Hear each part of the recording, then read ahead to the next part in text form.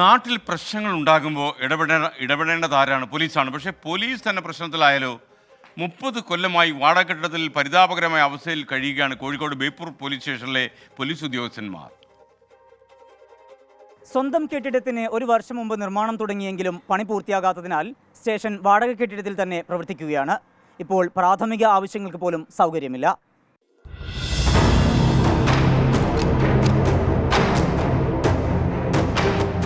നാലു മാസം കൊണ്ട് പുതിയ സ്റ്റേഷൻ നിർമ്മാണം പൂർത്തിയാക്കാം എന്ന കരാറിൽ കമ്പനി 1 വർഷം മുമ്പ് പോർട്ട് വളപ്പിൽ സ്റ്റേഷൻ നിർമ്മാണം തുടങ്ങി. എന്നാൽ നിർമ്മാണ കമ്പനി എസ്റ്റിമേറ്റ് പുതുക്കണമെന്നാവശ്യപ്പെട്ട് തർക്കമായി. ഒടുവിൽ നിർമ്മാണം മുടങ്ങിയതോടെ സ്റ്റേഷൻ നിർമ്മാണം പോലീസ് ഹൗസിംഗ് കോപ്പറേറ്റീവ് സൊസൈറ്റിയെ ഏൽപ്പിക്കാൻ സർക്കാർ തീരുമാനിച്ചു. സർക്കാരിൽ നിന്നും പുതുക്കിയ എസ്റ്റിമേറ്റിനുള്ള അനുമതി ലഭിക്കാതായതോടെ പോലീസ് ഹൗസിംഗ് സൊസൈറ്റിക്ക് സ്റ്റേഷൻ നിർമ്മാണം ഇതുവരെ ആരംഭിക്കാൻ സാധിച്ചില്ല. ഇപ്പോൾ സ്റ്റേഷന്റെ പണി നടക്കാതെ കാട് മൂടിക്കിടക്കുന്ന അവസ്ഥയാണ്.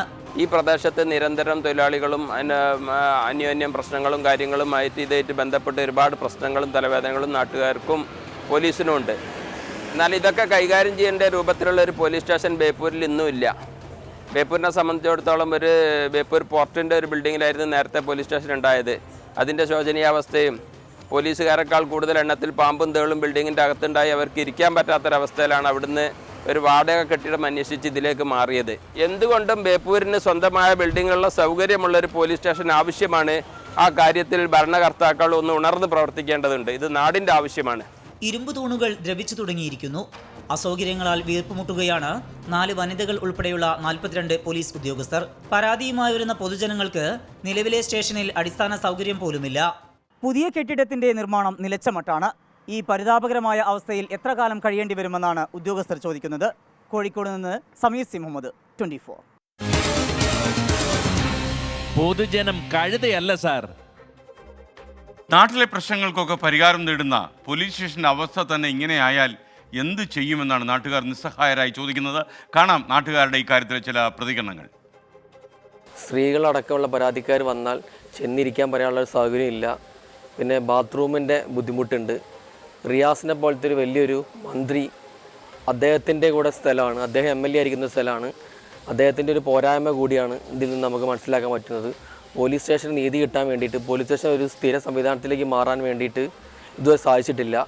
പകുതിയിൽ നിർത്തിപ്പോയതിന് ശേഷം പിന്നെ അവർക്കത് അനുവദിച്ച ഫണ്ട്, പാസ്സാക്കിയ ഫണ്ട് പോരാ എന്ന് പറഞ്ഞുകൊണ്ട് രണ്ടാമതും അത് നിർത്തിപ്പോയതിന് ശേഷം ഇപ്പോൾ ഒരു വർക്കും നടക്കുന്നില്ല. എടുത്ത പണിയിൽ മുഴുവൻ അവിടെ ഒരു കാട് പിടിച്ച് ആണ് കിടക്കുന്നത്. വളരെ ദയനീയമായ ഈ പോലീസ് സ്റ്റേഷൻ്റെ അവസ്ഥ ഒരു രീതിയിലും അംഗീകരിക്കാൻ പറ്റാത്തതാണ്. ഒരു സൗകര്യങ്ങളുമില്ല. വനിതാ പോലീസുകാരടക്കമുള്ള പോലീസുകാരവിടെ ഉണ്ട്. അവർക്കൊരു ബാത്റൂം സൗകര്യം നന്നായിട്ടില്ല. പിന്നെ ബേപ്പൂർ പോലത്തെ ഒരു പ്രദേശത്ത് ഭൂപ്രദേശം ചെറുതാണെങ്കിൽ കൂടി ഒരുപാട് വലിയ വലിയ കേസുകൾ വരുന്ന ഒരു വലിയ സ്റ്റേഷനാണിത്. ബേപ്പൂർ നമ്മളെ സംബന്ധിച്ചിടത്തോളം വലിയ ടൂറിസ്റ്റ് കേന്ദ്രമാണ്. ഈ ടൂറിസ്റ്റ് കേന്ദ്രത്തിൽ ഈ പോലീസ് സ്റ്റേഷൻ എന്ന് പറഞ്ഞാൽ പണ്ട് ഒരു 10-25 കൊല്ലം മുമ്പാണ് ഒരു പീഠമുറിയിലാണ് ഇവിടെ പോലീസ് സ്റ്റേഷൻ വന്നത്. അതിൻ്റെ ശേഷം ഒരു വീടായി. അതിൻ്റെ ശേഷമാണ് ഇവിടെ ഇവിടെ ഒരു സ്റ്റേഷൻ വന്നത്. ഒക്കെ സ്റ്റേഷൻ്റെ പരിധിയിൽ വെച്ചിട്ട് കുറേ ആളുകളും കുറേ മത്സ്യത്തൊഴിലാളികളും കുറേ പ്രശ്നങ്ങളുള്ള ഏരിയയാണ് നമ്മൾ ബേപ്പൂർ സംബന്ധിച്ചിടത്തോളം. ഈ ബേപ്പൂർ സംബന്ധിച്ചിടത്തോളം നല്ലൊരു പോലീസ് സ്റ്റേഷനും നല്ലൊരു ആവശ്യമുള്ളൊരു സ്ഥലത്ത് ചെറിയൊരു പരിധിയിലുള്ള മാത്രം പോലീസ് സ്റ്റേഷനും മാത്രം പോരാന്നുള്ളതാണ്. ലോകത്തെവിടെയായാലും ഏത് സമയത്തും 24 വാർത്തകളും ഓഗ്മെന്റഡ് റിയാലിറ്റി പാക്കേജുകളും എക്സ്പ്ലെയിനറുകളും വിശദമായി കാണാൻ ഞങ്ങളുടെ YouTube ചാനൽ നിങ്ങൾക്ക് സബ്സ്ക്രൈബ് ചെയ്യാം.